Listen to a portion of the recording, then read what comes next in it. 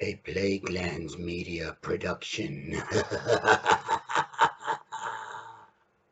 Hey everyone, this is Hugh from Plaguelands Media bringing you another book review today. So, cheers.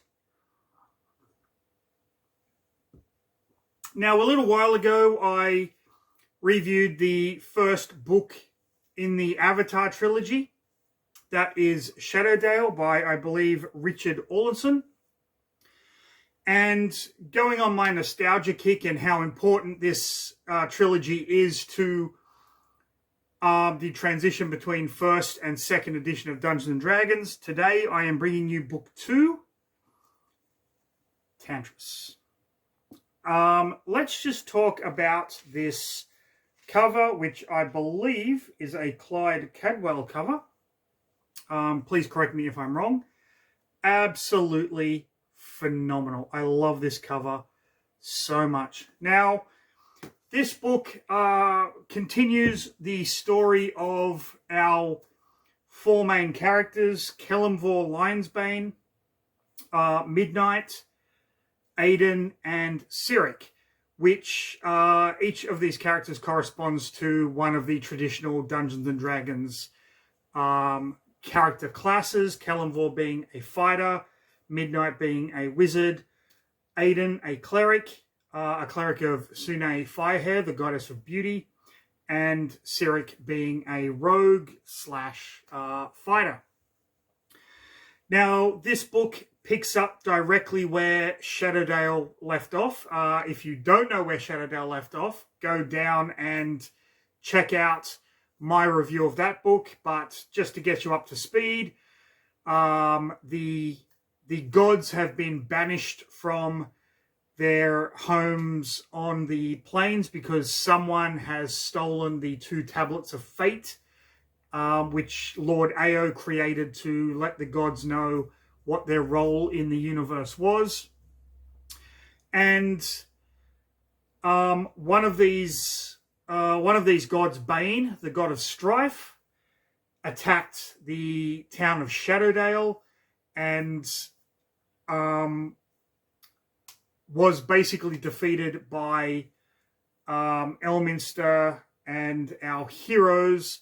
His army from Zentel Keep was kind of pushed back.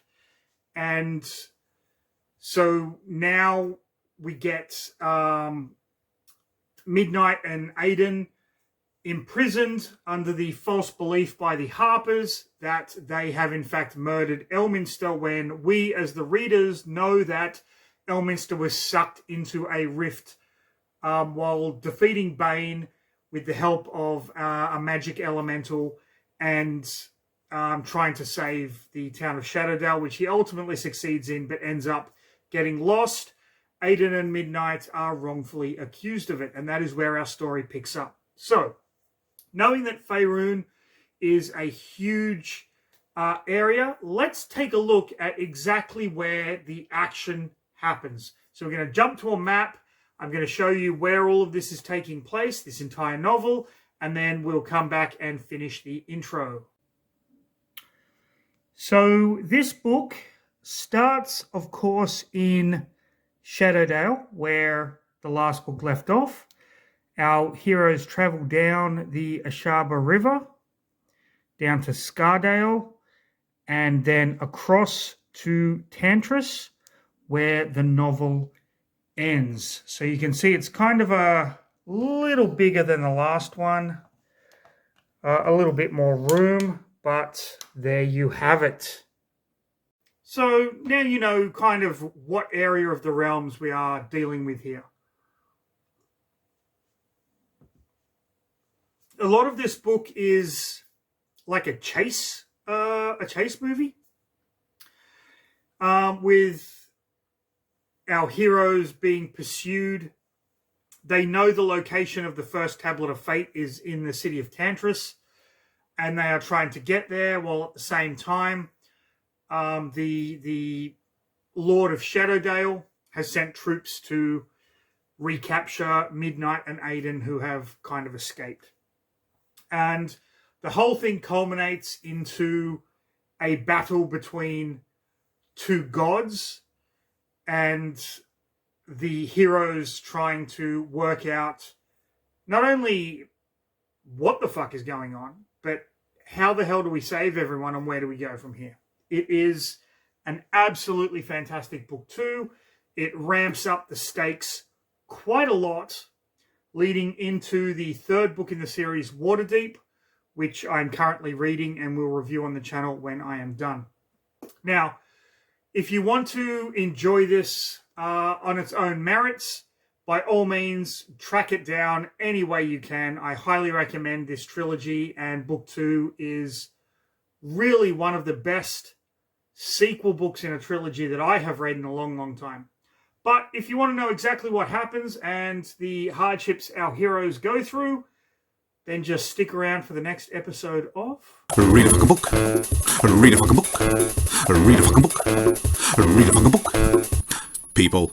As I said in the intro, this picks up directly where the last book left off. Midnight and Aidan are put on trial for the murder of Elminster. They do have a representative, a character that we did meet in the first book of this series. He was a spy in Zentel Keep who Elminster rescued, but he was wounded. So he was kind of comatose through the entire Battle of Shadowdale, where Bane's army attacked. And thus, he is the best person to represent them at trial because he has no fucking idea what is going on. Aidan is still catatonic after getting the scar down his face and believing his goddess has abandoned him. Kelemvor is working with the Shadowdale Guard. He doesn't believe that Aidan and Midnight murdered Elminster,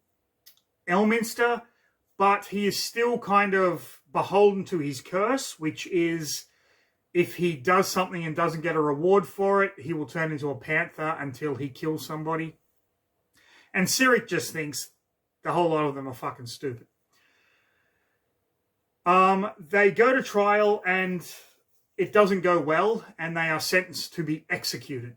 So the night before their execution is due, Cyric breaks into the Tower of Ashaba and basically frees them. However, this is where we get to see Cyric's true nature come out, because Cyric was raised in Zentel Keep, and part of that selfishness and kind of darkness, he carries it with him. So Cyric actually murders a whole ton of guards and stuff, frees Midnight, doesn't want to take Aidan along. He thinks Aidan is a burden, but Midnight convinces him to, so he and Midnight and Aidan flee the tower. They're going to get a boat and they're going to sail it down the river Ashaba. Now, when they get to the docks, Elminster scribe Leo is there. Leo doesn't believe that Elminster is dead and actually gives them rations and a magical item that will help them locate the Tablet of Fate. It's apparently this magic detecting device that will shatter when a powerful artifact is nearby. So they get the boat, and Cyric, Midnight, and Aidan flee. Kelemvor has no idea of this plan, has no idea what is going on. He is still hanging out in Shadowdale. Cyric discovers that the river itself is flowing backwards, so it's taking a little more time to kind of, because they're rowing against the currents, there's a little more time to kind of get away. But they manage to anyway. All the while, he is berating Aidan for not doing anything and not speaking up at the trial. Midnight is trying to protect Aidan from Cyric, but is still grateful to Cyric for freeing them. Come the next morning, and the dead guards are discovered. Lord Morngrim of Shadowdale summons Kelemvor. Kelemvor sees that this is Cyric's handiwork. He doesn't believe that Midnight and Aidan are responsible. Leo, on the other hand, comes and confesses that he actually helped them escape. He didn't realize that all of these guards were dead. He thought that they were all innocent. But he prostrates himself, and Lord Morngrim's like, you've got nothing to feel bad about. And Leo now believes that Elminster has actually been killed by Aidan and Midnight. Lord Morngrim gives Kellamvor a task: take a group of men and go and get them back. Cyric, doesn't matter if you kill him.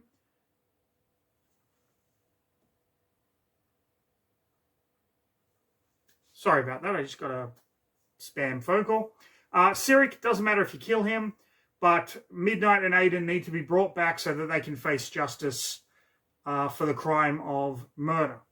So Kellamvor takes a squad of men and they try to kind of outpace Cyric and Midnight and Aiden on the river. So they're kind of riding horses, and they get to this bridge where they are waiting in ambush. Over the time, Kellamvor realizes that these men have no intention of bringing Midnight and Aiden back alive. They're going to kill them. So the boat finally arrives at this bridge, and the men attack. Kellamvor, realizing what is going to happen, basically turns into a panther and kills them all to help Midnight and Aiden. Cyric, in the ensuing battle, falls out of the boat and is presumed drowned and killed. Kellamvor decides to throw in his lot with Midnight and Aiden. He never believed that they were actual killers, and so they decide to keep traveling together, and they will eventually get to the city of Tantras. Now, during this journey, they are in fact captured by people, the Zentel Keep people, the Zentelar. And we find out that Bane is not dead. His essence was collected by Lord Merkel, the god of the dead, put into a statue, and then transferred to Fazal Shembril, who was a priest of Bane and was almost mortally wounded by Cyric during the Battle of Shadowdale. If you remember, Cyric shot an arrow into his chest. So Fazal becomes the new avatar of Bane, and they reside in the town of Scarsdale, which is where they are traveling, the heroes are traveling, in order to get a boat across to the city of Tantras. Cyric ends up not dying. He comes ashore and finds some men from Zentel Keep, this patrol. He ends up killing them and taking charge of the patrol, and he goes to Scarsdale and meets Bane, and there's this kind of interesting back and forth, because Bane has basically suppressed Fazal Shembril's memories and whatnot, but he still recognizes this was the man that mortally wounded my avatar. But Cyric lets Bane, basically tells Bane, look, I'm working for you now. You know the shit, it's all good. I can help you get a hold of Midnight, and I really want to kill Kellamvor and Aiden. Kellamvor, Aiden, and Midnight get captured and taken to Scarsdale by these assassins. While there, Midnight and Aiden manage to free themselves, and they come across this resistance force in the town, which is led by the Sembians, who are a group that are kind of fighting for control of Scarsdale. Kellamvor remains imprisoned, while Midnight and Aiden get away and kind of join this resistance movement. Lord Bane comes to Kellamvor and asks him to help capture Midnight. In return, Bane can free Kellamvor of the curse. Kellamvor agrees. Bane rips the curse out of him, this panther thing. So Kellamvor now is free of this curse, and he can help whoever the fuck he wants to help, whenever the fuck he wants to help them. Midnight, Aiden meet up with this resistance force, and they go into hiding. Kellamvor comes, and they believe it's a trap. Kellamvor acknowledges, yes, Bane wants me to lure you into a trap.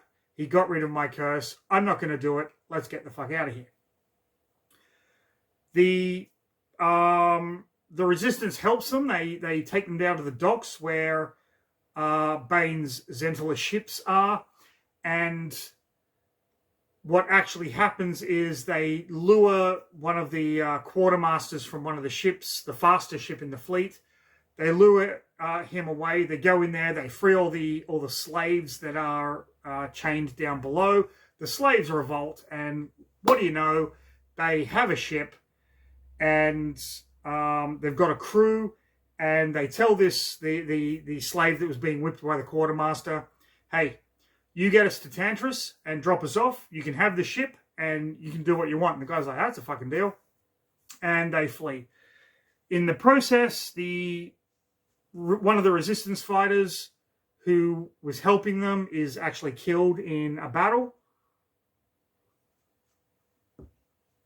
And his fiancée kind of mourns for him, but they eventually get Kelemvor, Midnight, and Aiden to Tantras. At this point, Aiden has kind of snapped out of his funk, and he's a bit back to his old self, which was a little jarring. I didn't quite believe it, but hey, it is what it is. So once in Tantras, they split up and they start looking for the Tablet of Fate. Now, this is where the writing, in my opinion, got really interesting. There are 3 chapters in a row that follow. One of them follows Kelemvor, one of them follows Midnight, and one of them follows Aiden, but they all happen at the same time. So it's like, here's the Kelemvor chapter, and then the next chapter starts where the previous chapter started, and then here's the Midnight chapter, and then here's the Aiden chapter. And I thought it was really good. It was really interesting and had kind of a memento type feel to it. It was a really interesting technique that was used there. So Kelemvor goes off looking for the Tablet of Fate and ends up in this shady bar that's run by the sect of Baal, the god of murder. Those of you that ever played the first Baldur's Gate film, you know who Baal, the god of murder, is. And he is captured. Cyric is already in Tantras. Cyric kind of knew where they were headed.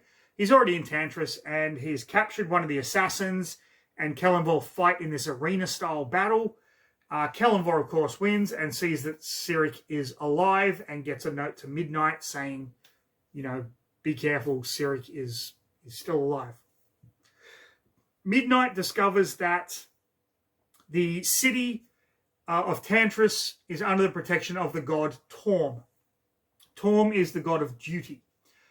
Now, Torm's avatar is here, but what the avatar doesn't know is that the Tormish priests are actually killing off all of the priests from other religions and other faiths, so that the only faith is Torm's. So Midnight realizes that Aiden is in trouble because Aiden was going to go to the Temple of Torm. That was his mission. Midnight was going around looking for various artifacts and whatnot. She comes across an artifact, this magic bell, and the device that was given to her by Leo shatters, meaning the bell is a powerful artifact, but she no longer has this thing to discover the Tablet of Fate. Aiden meets the god Torm and ends up kind of imprisoned, so to speak, by the Tormites, who don't believe that he could be a cleric of Sune because of the ugly scar running down his face. Aiden, Midnight, Kelemvor go and rescue Aiden, and it's at this point that Bane decides enough is enough.